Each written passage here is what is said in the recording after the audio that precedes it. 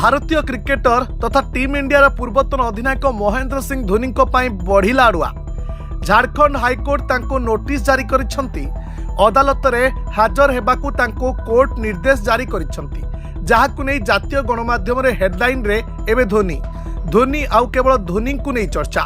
सूचना मुताबक धोनी नारे तांको पूर्वतन बिजनेस पार्टनर मिहिर दिवाकर एवं सौम्या दास झारखंड हाईकोर्ट रे एक मामला दायर करिसेंती, जहाकू नै कोर्ट रे निज पक्ष रखिबाकू धोनी को निर्देश दैछंती झारखंड उच्च न्यायालय। नोटिस रे उल्लेख अछि जे आर्का स्पोर्ट्स एंड मैनेजमेंट रो निर्देशक मिहिर दिवाकर एवं सौम्या दास धोनी नारे एक क्रिकेट एकाडेमी खोलिबा नै चुक्ति करथिले, हेले किछि विवाद कारणरू चुक्ति आगकू बढ़ी नथिला।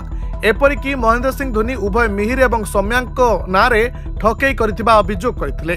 धोनी दाबी करिसेंती जे 2021 मसियारे से एकाडेमी पई चुक्तिनामा अधिकार को बातिल कर देइथिले। अवश्य यहाँ परे मध्य तांको नाम मिहिर दिवाकर एवं सौम्या दासଙ୍କ द्वारा व्यवहृत करा जाउथला। परवर्ती समय रे रांची रे जने न्यायिक मजिस्ट्रेट को कोर्ट द्वारा दिवाकर एवं सौम्या दासଙ୍କ विरुद्ध रे कार्यानुष्ठान ग्रहण करा जाइथिला। तबे या को विरोध करी दुहे झारखंड हाईकोर्ट रो द्वारस्थ होइथिले। वर्तमान हाईकोर्ट धोनी को मामला रे अदालत रे हाजर हेबाकू नोटिस पठाइछंती। Bureau report Dinalipi live.